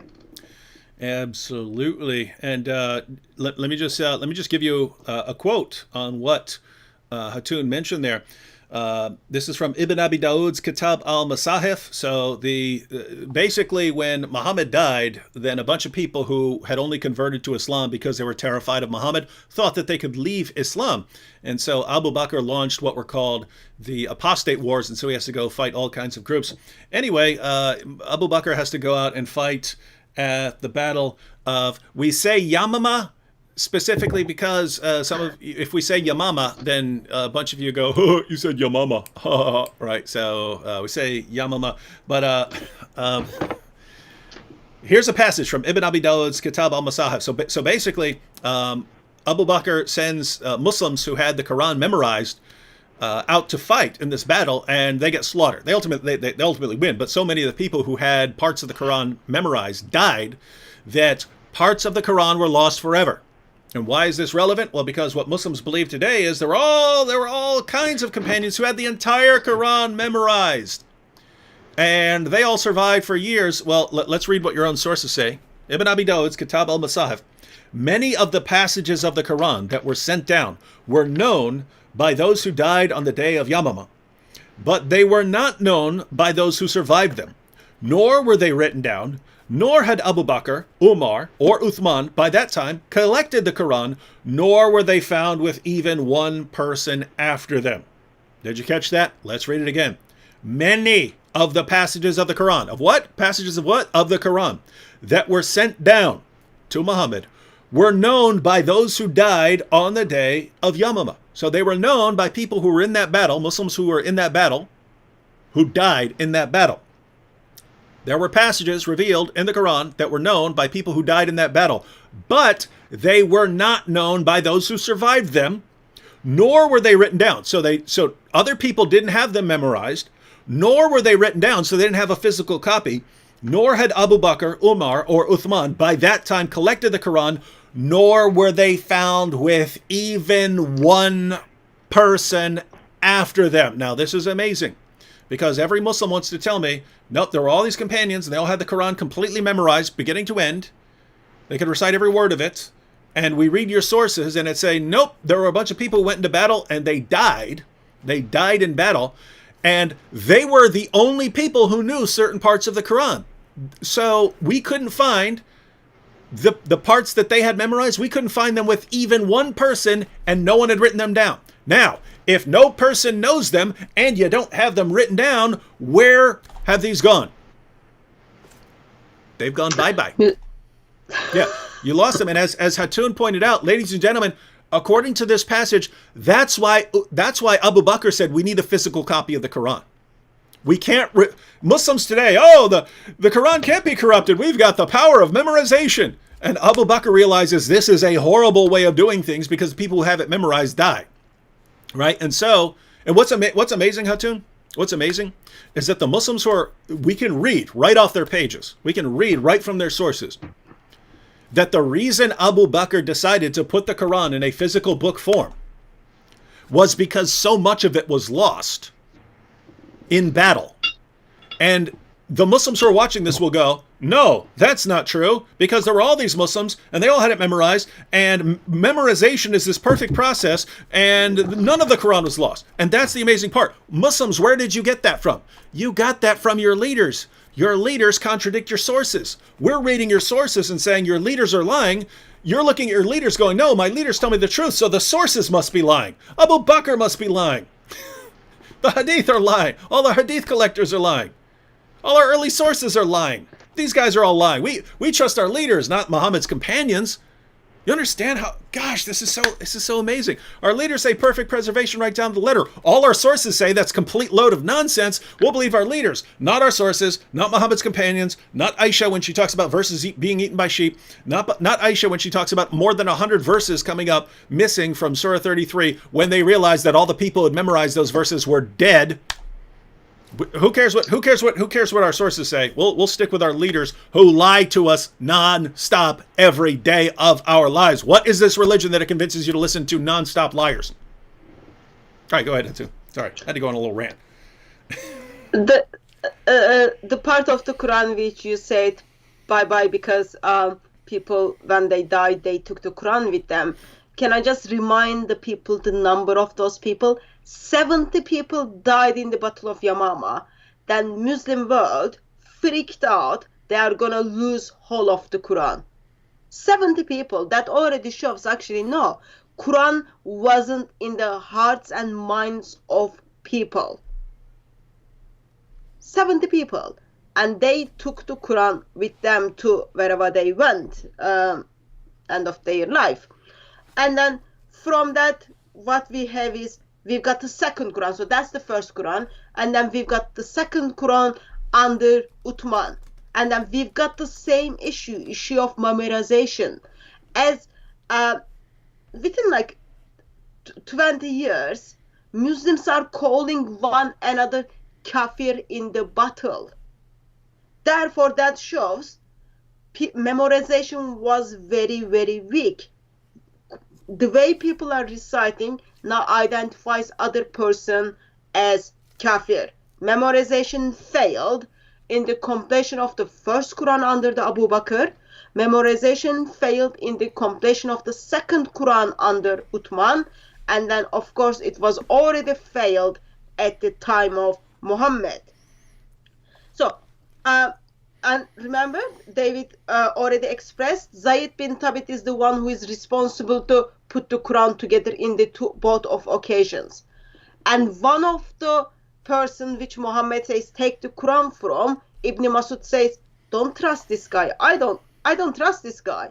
Hold your Quran to yourself. So he's not very reliable at all.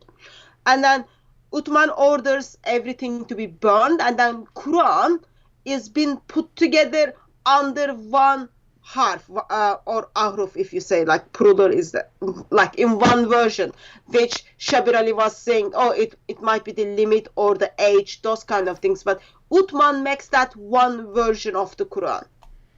And then he sends people to different cities with the one version of the Quran.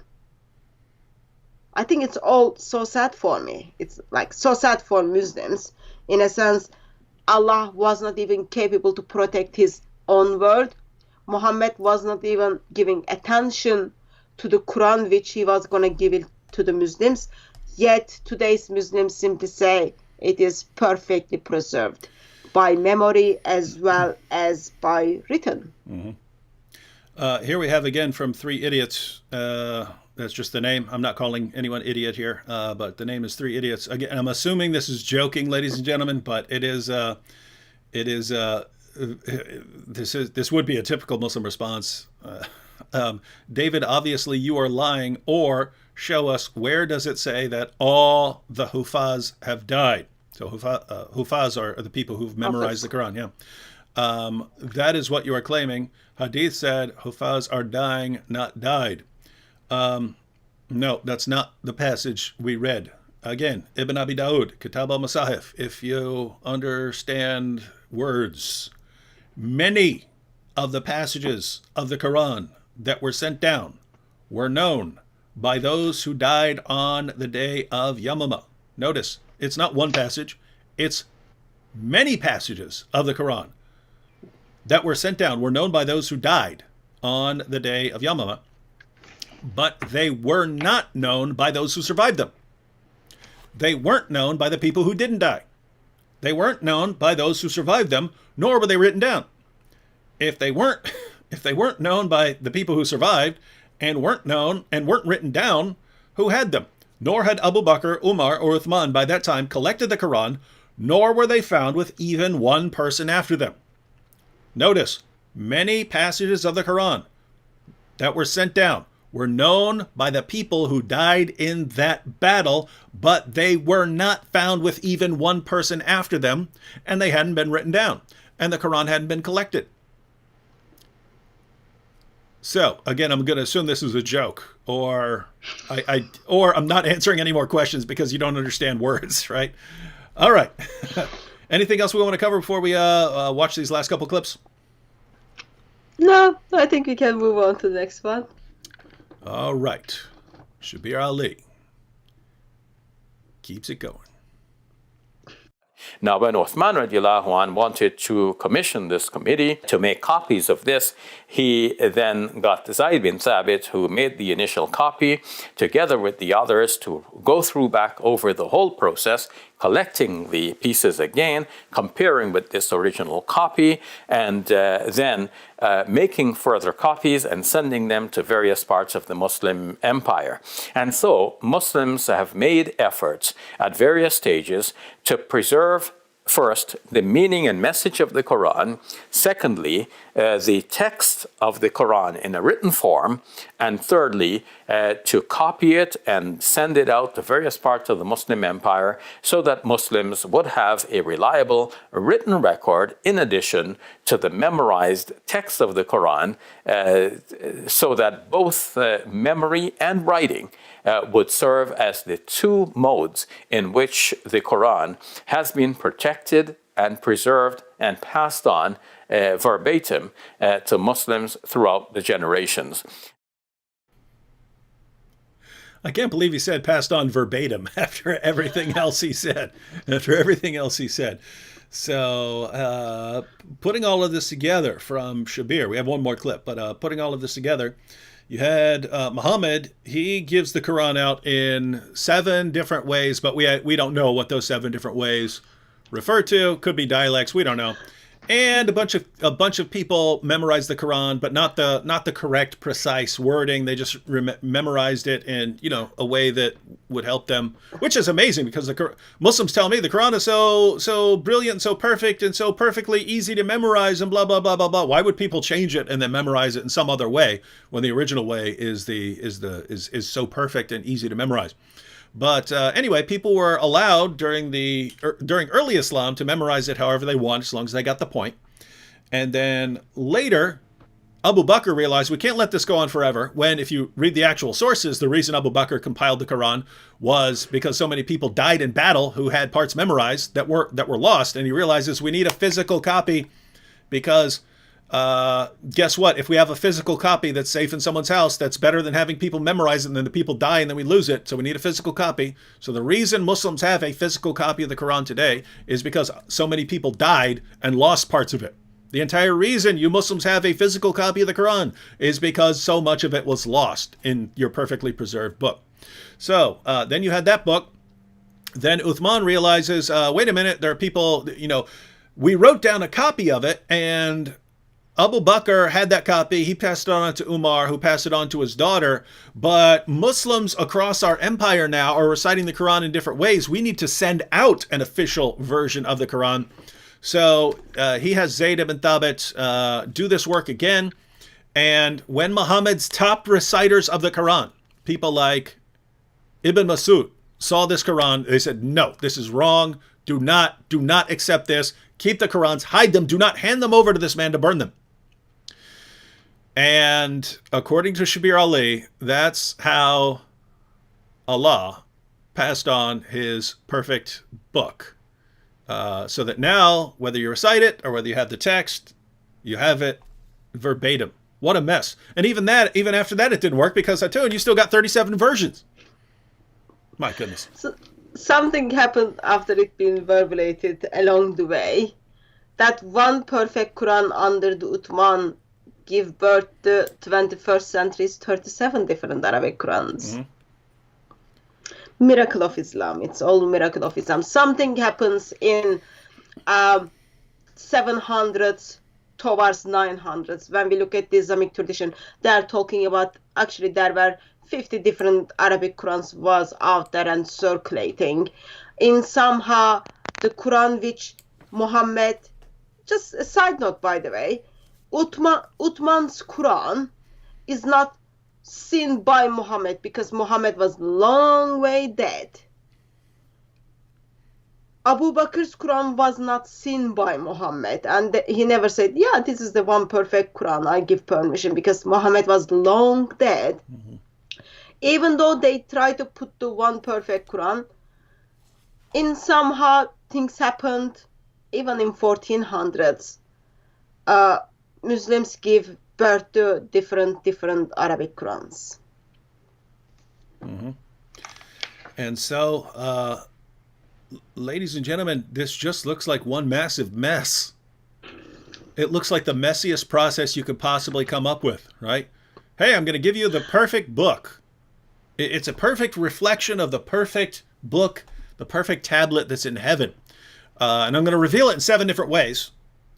And you don't have to memorize it the way I reveal it. You can memorize it however you want, because later Muslim leaders who weren't even given permission by me are going to come along and they're going to destroy all the versions they don't like. And even my top scholars, my top experts on the Quran, they're going to disagree with this Quran, but don't listen to them. Listen to the other guys. And then after they burn all the evidence so that no one can even look into this, and after centuries of changes and rechanges and all kinds of changes upon changes, you'll eventually get down to the 20th century. And then I want you to take one book, completely ignore all the other versions, and lie about everything. And that is the miracle of Islam. So how would you respond to the basic objection on, so if even the time of Muhammad, let's say Quran revealed in 7 different ahruf, and in somehow in early Muslims had more than one Quran, which Quran is the correct one? Or how can still, while Allah reveals in the 7 different ways, still he's got one eternal tablet there. How do you do this calculation? 1 plus 1 plus 1 plus 1 plus 1 plus 1 plus makes 1. Yeah, so that's another, Muslims have a lot of these problems, but yeah, if you have these 7 different ways and these are all somehow one tablet in heaven, then yeah, it's 1 plus 1 plus 1 plus 1 plus 1 plus 1 plus 1 equals 1. It's a miracle, another miracle. So yeah, wow, ladies and gentlemen, perfect preservation, right down to the letter. All right, we got one more clip. Should we watch it? Yeah.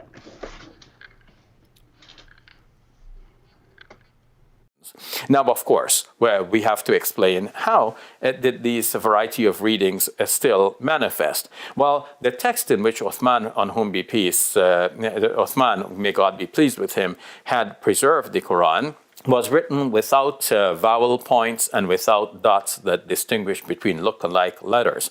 We'll have to come back in a subsequent segment to explain this in further detail, but in a nutshell, the text that Uthman prepared could be interpreted, could be read in a variety of ways, and that's one of the reasons why we have, surviving to this day, a variety of recitations, some of which may go back to the time of the Prophet Muhammad, on whom be peace. In fact, it is a common Muslim belief that we are not allowed to invent anything in the Quran, and it is generally presumed that all of these readings must somehow go back to the early teachers, even those within the lifetime of the Prophet Muhammad, on whom be peace, those who heard the Quran directly from the Prophet, peace be upon him, himself, the messenger of God.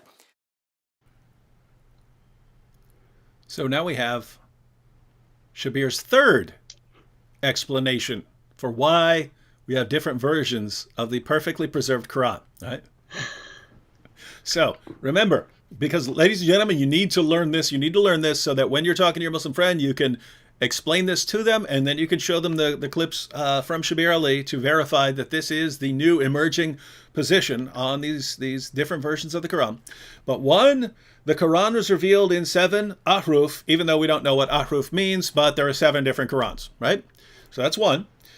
2, lots of early people, the time of Muhammad, they didn't care so much about memorizing it word for word. Who cares about that? Who cares about the exact wording? Just get the main point. And you can memorize it however you want and put it whatever words you want, as long as you memorize, as long as you get the point across. Later Muslims, after the time of Muhammad, they had to crack down on this, and they had to pick which ones were the original wording and which ones were false. And then, so those were 2 of Shabir's responses. But then even in the Quran that's sent out by Uthman, remember when he burned all of the other ones, and then he sends out his official version, and then there are Muslims like Ibn Masud saying, don't take that Quran. Do not take that Quran. Keep your Qurans. Don't hand them over. They're going to burn your Qurans, right? He's saying, don't accept this new Quran, accept the Quran that you already have. So notice that this is a key point. This isn't simply someone who memorized the Quran in some, to get the gist, and he had the wrong Quran, and so his Quran needs to be burned. This is Muhammad's top reciter of the Quran. If anyone knows the Quran, it's this guy. He's saying, don't take their version, keep the version that I gave you. And Uthman is saying, no, hand those over so I can burn them, right? This is a mess no matter what you're doing, right? But even in this version that's put out by Uthman, you don't have the diacritical marks. And without those marks, the words can be different things. In other words, you guys understand, in Arabic, there are all these, they put these dots in different places and so on. And depending on where those dots go, the words mean different things. Well, Uthman sends out his Quran, but it doesn't have the marks. And therefore, you don't know what the words mean. And so Shabir is saying, this is another source of the differences that we have today in different versions of the Quran. Part of the reason we have different versions of the Quran today is because they didn't have the marks back then. Later Muslims put them in, but different Muslims put in different marks and came up with different versions of the Quran. And so now we have 3 separate ways we ended up with different versions of the Quran, even though according to Muslim apologists and almost 100% of Muslims worldwide, the Quran has been perfectly preserved right down to the letter from the time it was revealed to Muhammad. Hatun, What do you got? Can I just question something he said? He's talking about text is the one which gives birth to the different recitations. So it is Uthman's text without dots, without any diacritical marks, giving birth to the different recitations. It has nothing to do with like just the recitation by itself. And of course, in the beginning, like he expressed, actually, we don't know what is Aruf. Scholars are arguing about it, and at the end, Allah knows best. But what we have is now, he thinks, okay, this is all the Aruf, and then as you add the dots, it's gonna come together in 7 different ways or in 10 different Arabic Qurans. But just if anyone speaks Arabic and kind of knows the basics, from one Arabic like dots with letter without dots, you can actually simply just change the place of the dots and then put together 29 different words. That would be like letter nun, which is like smiling face without dots. In Arabic, just put those 3 letters together. You can put together 29 Arabic words. Okay, that's the text of Uthman without any dots. You can produce lots of ways. But even before you go to that one, in Arabic, fight, kill, meet, and elephant are the same consonantal letters. Just when you change the dots, the way you place the dots for the consonantal letters and the critical marks, meet, elephant, fight, and kill will be in the sentence, which one you want. Therefore, when we look at the certain hadiths, we see a narrator says, oh, I don't know if Muhammad said meat or elephant. Because text was already without dots, messed up. But what happens is 21st century Muslim says, actually, dot by dot, while text didn't have the dot, letter by letter, sound by sound, and the dots are the which affecting the sound, it's all perfectly preserved. That doesn't look very perfect preservation to me at all. Yeah, it looks like the exact opposite as far as I can tell. But I think we deserve an appearance of the shredded Quran there. I just put the shredded Quran on the screen, ladies and gentlemen. If you're new here and you don't know what the shredded Quran refers to, that's from Surah 15, verses 90, 91 and 92, which refer to the Quran being shredded. And yeah, you can see why we might want to say that the Quran has actually been shredded. What a messy, sloppy process for a book that's been perfectly preserved. All right. I am a bit disappointed that you thought Quran must be fit enough to have 6 packs. It's shredded. Yeah, but you can, when you look from the distance, you kind of think like it has 6 packs. It does. It's shredded. Not fit enough though. What? Quran is not fit enough. Not like, I don't think it did that much exercise because it got burned very easily, destroyed very easily. Do you guys use the word shredded over there in the UK? We do, yeah. You mean shredded when someone works out and they get all their muscles? Yeah. So so double meaning there. Yeah. All right, guys. I see there are a lot of people over in the super chat, but we've been going over 2 hours, and I have to record a video, so gonna have to take a rain check on. Yeah, there are too many. They're like looks like 25 super chats. All right, yeah, we'll take another half hour to go through these at least. So we're gonna have to go ahead and sign off here. Hatun, how can people stay in touch with you, follow what you're doing, support your work, any of that? So if you are in England, please do come to Speaker's Corner. If you are not in England, you can follow our work on YouTube through DCCI Ministries. And if you are committed Christian and if you want to disciple ex-Muslims, please do send me email, because we are currently doing online disciple of ex-Muslims internationally and we need help in that area. But easiest way is just go to YouTube, find DCCI Ministries, and you can follow us over there. All right, and ladies and gentlemen, I should have up a video later tonight, and tomorrow I'll be live again with Shameless Sam Shamoon. Wait, someone's saying at Shamoon in the chat. Is Sam actually there? Because I might have to block him. He's a troublemaker who always spreads complete nonsense. But I'll be on. Sam says, "Did David speak for 95% of the time again?" Sam always finds something to complain about. He's a total hater. That's why no one should listen to him or follow his live streams. All right. Catch y'all later. Again, video later on. Did I remember to put a... Yes, I put a link to Hatun's channel in the description box. So be sure to subscribe to her channel and follow the videos they put out there. And see y'all tomorrow. Be here with Sam Shamoon.